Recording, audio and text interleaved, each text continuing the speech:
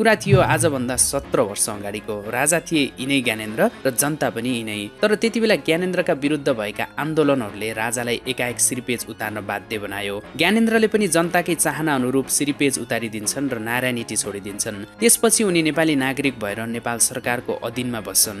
उनले सत्ता छोडिसकेपछि पनि उनी विभिन्न सभा र अन्तर्वार्ताहरूमा भने बेला बेला झुल्किरहने गर्थे। सोही क्रममा उनले राजगद्दी छोडेको 4 वर्षपछि पत्रकार प्रेम बानियासँगको एउटा अन्तर्वार्तामा उनले यस्तो कुरा गरेका थिए। उनी जनताको माझ रहिरहँदा र जनताबाट यति धेरै माया पाइरहँदा आफ्नो दायित्व के देख्नुहुन्छ?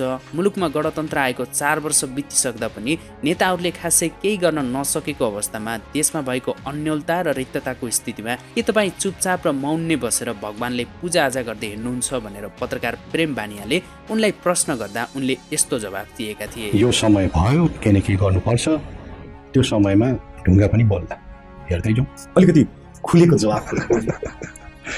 त्यतिबेला उनले त्यो अन्तर्वार्तामा दिएको यो जवाफलाई पत्रकार प्रेम बानियाले आफैले नबुझेर अलि खुलेको जवाफ पाइन नि भनेका पनि थिए। त्यसपछि ज्ञानेन्द्रले हाँस्दै जवाफ दिएका थिए, अझै समय आएको छैन।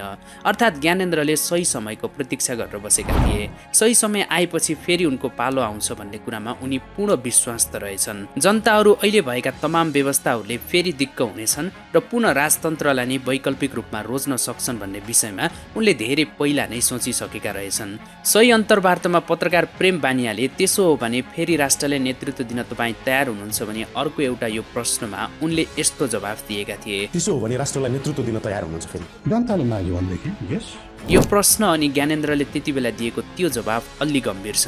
बुझ्नुपर्ने कुरा यहाँ के छ भन्दा 17 वर्ष अगाडि तिनै जनताले उनलाई गाली बेइज्जत र अपमान गरेर राजगद्दी त्याग्न लगाएका थिए। त्यसका बावजुद पनि उनी यिनै नेपाली जनताका माझ आम नागरिक सरह रहिरहँदा उनले आजभन्दा 12 वर्ष अगाडि नै जनताले चाहेमा उनले फेरि राष्ट्रलाई एउटा नेतृत्व दिने कुरा बताएका थिए। राष्ट्रलाई फेरि नेतृत्व दिनु उनको राष्ट्रिय धर्म भएको र फेरि यो धर्मलाई निर्वाह गर्नु परेमा